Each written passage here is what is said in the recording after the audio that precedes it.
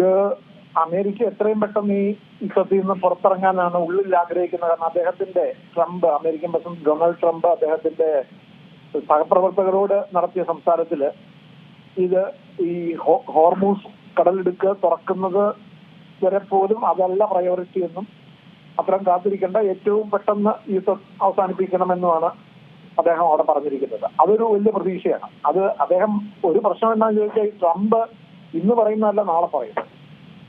അദ്ദേഹത്തിന്റെ ചിന്തകളും ഭീഷണികളും പല വഴിക്കൂടെ പോവുകയാണ്. ഇറാന്റെ എണ്ണയിലാണ് അദ്ദേഹത്തിന്റെ നോട്ടം. അപ്പൊ ഇറാൻ പിടിച്ചെടുക്കുക എന്നുള്ളതിനേക്കാളേറെ അവരുടെ എണ്ണ ശേഖരത്തിലും അവരുടെ എണ്ണ വ്യാപാരത്തിലും പിടിമുടക്കുക, അമേരിക്കയുടെ എണ്ണയ്ക്ക് വില കൂട്ടുക, അങ്ങനെയുള്ള മുഴുവൻ ബിസിനസ് തന്ത്രങ്ങളാണ്. കാരണം ഇദ്ദേഹം ഒരു ബിസിനസ്സുകാരനാണ്. കോർപ്പറേറ്റുകൾ നിയന്ത്രിക്കുന്ന ഒരു ഭരണമാണ് അവിടെ അമേരിക്കയുടേത്. അതാണ് കോർപ്പറേറ്റുകൾക്ക് വൻകിടക്കാർക്കും പണമുണ്ടാക്കുന്ന, അവർക്ക് പണം മാത്രമാണ് ലക്ഷ്യം. അപ്പൊ അതിന്റെ ഭാഗമായി നടക്കുന്ന ചില കളികൾ കൂടിയുണ്ട്. അതിനകത്തൊരു തന്ത്രം എന്ന് പറയുന്നത് മുഴുവൻ ഇതാണ്. എങ്ങനെയെങ്കിലും പരമാവധി മേധാവിത്വം നേടുക, പരമാവധി സ്വത്ത് സമ്പാദിക്കുക. അപ്പൊ അത്തരം കാര്യങ്ങളിലൊക്കെ ഇതൊക്കെ ഒരു നീതിയുള്ള രാജ്യത്ത് ലോകക്രമത്തിൽ നടക്കാൻ പാടില്ലാത്ത, ബലമായി ഒരാളുടെ ഒരു രാജ്യം പിടിച്ചടക്കുക, അവിടെ ഭരണാധികാരികളെ കൊല്ലുക, അവരുടെ സ്വത്തുക്കൾ പിടിച്ചെടുക്കുക. എണ്ണ ശേഖരം എന്നൊക്കെ പറഞ്ഞാൽ ബില്യൺസ് ഓഫ് ഡോളേഴ്സ്. അപ്പൊ അത് ലോകക്രമത്തിൽ ഇപ്പൊ നമുക്കറിയാം വെനസ്വേല കണ്ടത് അതാണ്. അദ്ദേഹത്തിന്റെ താല്പര്യമുള്ളത്. അതേസമയം ലാഭേച്ഛയില്ലാത്ത അഫ്ഗാനിസ്ഥാനിൽ നിന്നൊക്കെ എത്രയും പെട്ടെന്ന് അവർ തലവിടുന്നു. പാകിസ്ഥാനിൽ ഇപ്പോഴും 100-ലേറെ ഭീകര സംഘടനകൾക്ക് താവളമുണ്ട്. അവിടെ അതിനെക്കുറിച്ച് പ്രതികരിക്കുന്ന പോലുമില്ല. കാരണം അവിടെ ബിസിനസ് ഇൻട്രസ്റ്റ് ആണ്.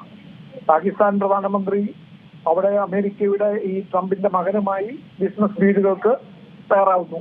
അപ്പൊ അവരുടെ വലിയ തോതിലുള്ള നിക്ഷേപങ്ങളും പണവും അവിടെ വരുന്നു. അമേരിക്കയ്ക്ക് പാകിസ്ഥാനിൽ നിന്ന് കോടികൾ കൊയ്യാൻ കഴിയുന്നു. അമേരിക്കയ്ക്കല്ല, അമേരിക്കയും പ്രസിഡന്റിന്റെ മകനും പ്രസിഡന്റും.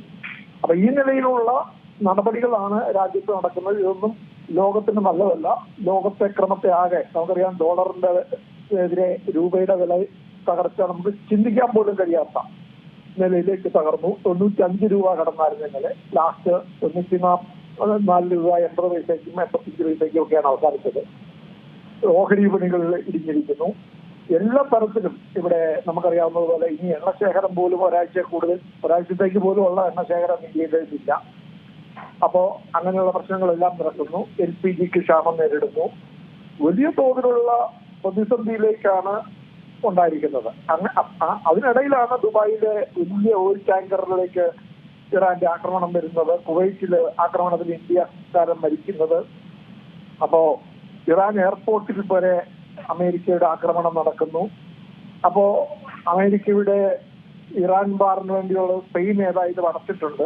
അങ്ങനെയുള്ള ഒത്തിരി വാർത്തകൾ ഇവിടെ ഈ യുദ്ധവുമായി ബന്ധപ്പെട്ട് നടക്കുകയാണ്.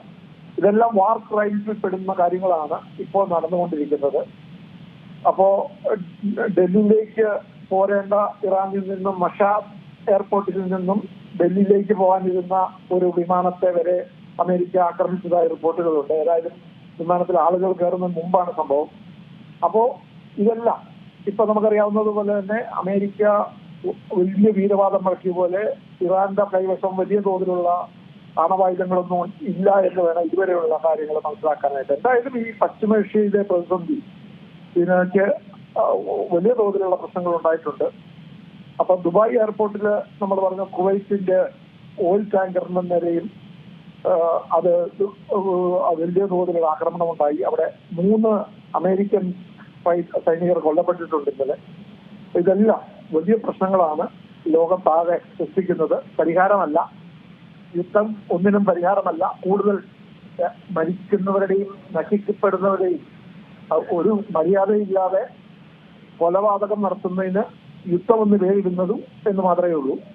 ഒരു യുദ്ധവും നീതിക്ക് വേണ്ടിയല്ല, അനീതിയുടെ ഏറ്റവും പരമമായ ഒരു കാഴ്ചപ്പാടാണ് നമ്മൾ കാണുന്നത്. ഏറ്റവും പുതിയ വാർത്തകളും വിശേഷങ്ങളും വിരൽത്തുമ്പിലറിയാൻ സീ മലയാളം ന്യൂസ് എല്ലാ ഡിജിറ്റൽ പ്ലാറ്റ്ഫോമുകളിലും ലഭ്യം.